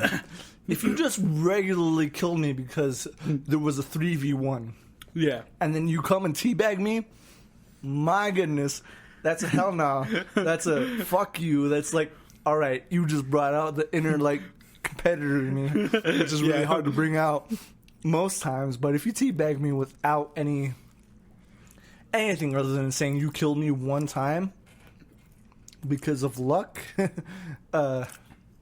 you have another thing coming. Yeah, more of in like an outweighed position. Yeah, like even in an outweighed position in Apex, I still find like I find myself always pushing a 3v1 without my teammates, and my teammates will be like, "Oh yeah, well I'm just gonna sit back and wait for you to die, and then I'll come in." And it's like, "Oh yeah, that's a good strategy, you guys. Let's all just run in 1v1, 3v1." That's not a good idea. It's like you didn't fire one shot at all. It's like I guarantee you were just watching me. But if you want to run in 1v1, that's dumb. Why would you do that ever? You're literally giving 4 people the opportunity to fight against one person. Yeah. But like that is not vindicative of being like, hey, we just dominated. I was like, obviously I just got wrecked by 4 people instead of one person. Well, it was a 1v1. Yeah. Come at me, bro. You know? Yeah. But my team's not supporting me at this point. Yeah. Which is why I don't like going competitive in anything without a team. Fair. You know, like, we have to be communicating. Be like, oh, he's on here. He's like, in Valorant, it's like, he's C-Long. I'm pretty sure they're all C-Long. I've seen 4 of them here. Yeah. Or Destiny, it's like, he's on me. Come on, guys. I can hold him off. I'm not going to rush. Mm-hmm. I'm going to hold him off. Let's do this. You know, it's all about communication within games like that. Yeah. Definitely. But if this guy is coming on me like, oh, I got you because there's a 3v1, and I'm going to teabag you. I'm like, boy, you have another thing coming. No. You know what? Okay. This is one thing that made me super mad in the game. And the kid called me garbage because of it. I was fighting 3 different squad. This is in Apex, by the way. I was fighting 3 different full teams, which is 9 people. So I was fighting one squad, like 3 different squads of 3, by myself in the middle of the last circle, keeping myself alive the entire time. But my teammate, not my friend, my teammate was literally hiding in a tree by himself, not firing at anybody. I downed 6 people, and still I lost. Obviously, I'm fighting 3 different squads of 3, but I downed 6 people, and I was getting mad because he was like, "No, I'm gonna wait. I'm like, help me. I'm like, help me. I'm winning against 3 different squads. You just have to help me one of these squads. We could take position, and they're literally all looking at me right now." I'm like, there's 9 people looking at me, and I downed 6 of them. And like, how do you not help me with that? Right? No, I feel that. I've definitely played games of Destiny, because that's my main gameplay. Yeah. Is Destiny. I play competitive, and like, I'm doing really good, right? And my team is doing horrible. But I'm like, just stay on me. Let's push this angle, and we can do this, you know? And then they don't do that. They all split up, and we're like, oh, we can take out 1 each, right? I'm like, that's not how they work, though. I'm like, they're not gonna be 1v1 every time. Like, Yeah. it's like it'd be 1v3. Like, you want me to 1v3 these guys? I've done it twice Yeah. this entire game, and then now you want me to like do it every time? It's not gonna happen. No. So in times like that, like when it's a squad versus squad like that, like it's a Destiny's usually a 6v6. It can be, but when you're playing competitive elimination, it's 3v3. It's break time. We're back from our 3rd break. Is that right? 3rd or 4th. One of the 2. I honestly think this is most breaks we've had, because I actually could not hold what I had in me. Anyways, yeah. Dude, we had like so much water to drink over at the place we were at. I don't know if you're gonna try to make an Instagram on it or not, but yeah, I took the pictures. Might as well. might as well. So we were at Whisk and Whiskey earlier today, a place in Flagstaff, which we are based from. And I really enjoyed the flight we had. Yeah. Well, you had a different flight than I had, obviously. So we had one drink that was the same. Yeah, and that was the Flagstaff whiskey. Yeah, I don't remember what it was called. Something Creek. Diablo something Diablo. Really? That was it? Mm-hmm. Okay, maybe my flight had two things that were called Creek in it. That might be it. Yeah, that might be it. Yeah. So I think we should move away from games because we have a lot of passionate feelings. Yeah. In the subject in terms of comedy, in terms of not really, it wasn't really comedy at all. It was just aggravation. But yeah, so that might be the end of the podcast. Literally. Yeah. But let's go. Drink with Darren. Where's your drink? Did you finish your drink already? I did finish my drink. Nope, that didn't finish this one. Cool. Dope. And what we're drinking right now is Not Your Father's Root Beer again. Because it's apparently still on shelf.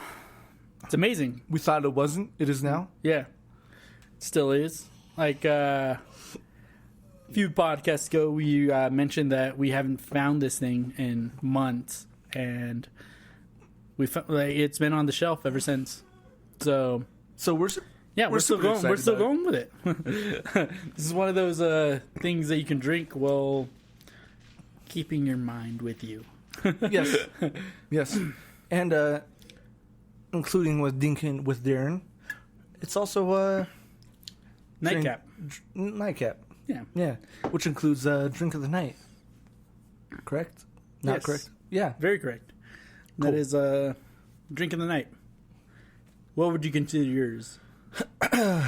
Considering we spent half the time drinking at a whiskey bar.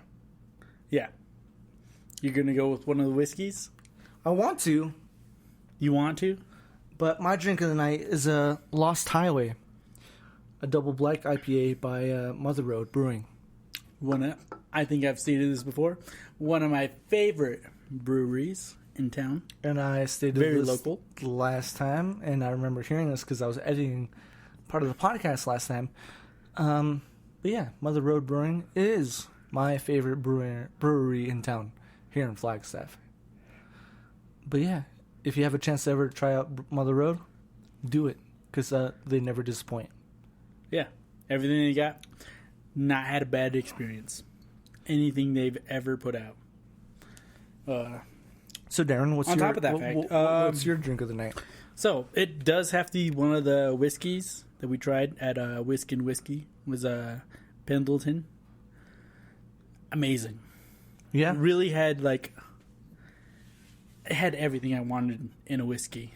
Literally crisp, didn't have a lingering mouthfeel. It had just enough to be like, hey, I'm whiskey. I'm there. I'm out. Bam. I am pretty sure I mentioned to you this on the first whiskey that we had. Too much mouthfeel. Literally felt like it was a coating of wax in my mouth. Which was the Flagstaff whiskey. Yeah. So it felt like wax was coating my entire mouth, and like a hint of flavor. Mm-hmm. Obviously, had a shitload of mouthfeel because that feel was wax, but not a good thing from whiskey. But the Pendleton had it was crisp, sweet enough on the draw, and had like those sharp notes that it had at the beginning and all the way to the end. Just it wrote it out. It was great. It was there long enough to not be noticed. Dope. Dope. Diggity dope.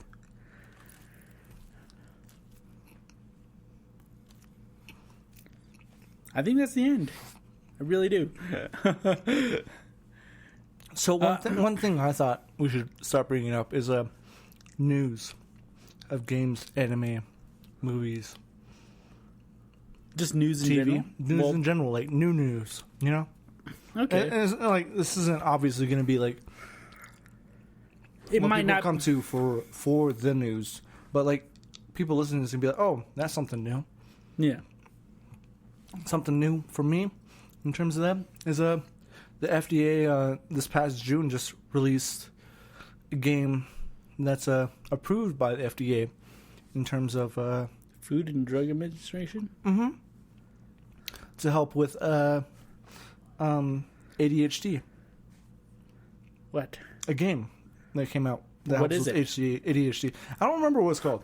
See, and that's why they released it, because people don't realize how short their attention span is. I just want to say that I am not ADHD, but he's right.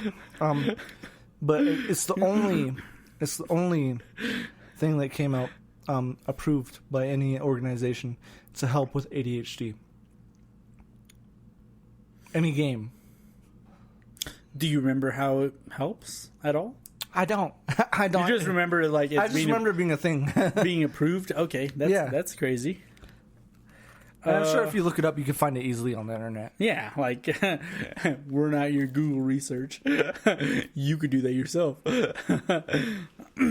if you're interested, obviously. Mm-hmm. I don't think I have anything other than the like literal political news, which we're trying not to do on this. Political? No. Yeah, we're not trying to do anything political, like anything other than that. The only thing I could say, like even the comedy I listen to is kind of political right now, and it's I don't want to bring it up at all. Yeah. Because it's gonna like not expose, but like it's gonna like bring out a part of us that we don't want to expose on the podcast. Yeah. At all. Yeah. Like we're just here to have fun. We're here to have drinks. we're here to have drinks with all of you, and not trying to make you swing one way or another. We don't want to tell you what to do. Yeah. But yeah, I think that's a neutral thing though. Yeah. It's a ADHD for games. Bro, Games for that ADHD. That is. But yeah, I want to think of like news, like I'm trying to, but like, like you just brought this upon me. Like, yeah, how was I supposed to know? I was like, fuck. No, yeah, but I think that's something we could do since we talk about this stuff normally. That we should bring, some sort of new content to everyone. Yeah. Whether it's we talk about old stuff or not. Like at the end of the show, we should be like, "Oh, this is a new thing." Yeah, regardless of like when genre. people figure it out. Yeah. Okay. Cool. I mean, I don't have anything right now. But sure. I put you on the spot. I'm sorry. No, other than Food Wars is amazing right now. Still, apparently, they're on their 5th season. I didn't know that till a couple of days ago. No, I'm starting season 1. I think I'm close to the end of it, and it's amazing. He's on episode 7, by the way. 9. We left off on 9. Episode 7. 9. I guarantee you, if we turn on Netflix right now, it's on 9. Snow Way. Cool. Yeah. Yeah, probably 7. I believe it's 7. But yeah, I hope you guys are having a great 4th of July. Obviously, it's coming out a week afterwards, basically. But yeah, stay safe out there. Yeah. Hopefully you see some fireworks, because apparently those were canceled among a lot of different states. Weird. Sucks. That's my portion of the news, I guess. But canceled in a lot of different places. It was weird. Yeah. It's weird not to have fireworks on the 4th of July. Canceled. Anyways. Oh shit, how could I not bring this up in the movies? I promised myself I wouldn't forget to bring this up in the movies. Independence Day? Nacho Libre. Because we've talked about this before. Why would you bring it up at all? It's too late. Because Nacho Libre is one of my most favorite comedic movies. What about Tenacious D? Tenacious D is good, but like it doesn't hold up it does not hold up to Nacho Libre. Okay. Like it's great. It's good. Like Tenacious D, like all around good movie. Like Nacho Libre comes out of like left field and be like, I just caught the game winning ball, you know? Not for me. Not Not for me. with Tenacious D, like we played a great game. It was perfect. This is what we did. Nacho Libre was like in the back corner and being like, "Oh, you're out because I caught it from the backfield. Game's over." See, Tenacious D was that for me in my generation. I don't know why the fuck Nacho Libre was the thing. Nacho Libre is fucking great. If you don't believe so, we're about to watch it after this podcast. We're about to watch like 3 different things after this podcast. We're about to watch so many things after this podcast. All the things. All the things. Anyways, this has been After Hours. Me, your Dink it, Mike. me, your MC, your Urian. your thing. I mean, Ryan. Your thing that tells you that things are happening. You, Ryan and Lee. And then there's the person sitting across from me. Dink it, Darren. It's Dink it, Mike. I'm sorry, Dink it, Mike. Dink it, Mike. Stupid. It's now a thing. I just hate that. I really do. It's like, dude, that's the draw of it. It's like, you think you're going one way. Dink it, Darren. No, fuck that. Dink it, Mike. Dink it, Mike. God damn it. Apologies. Goddamn misdirection. But yeah, so we hope you are all having a good night. And we're about to have a great night because we're about to watch so many comedic things. Yeah. Goodbye. And good night. Hey. Fonzie style.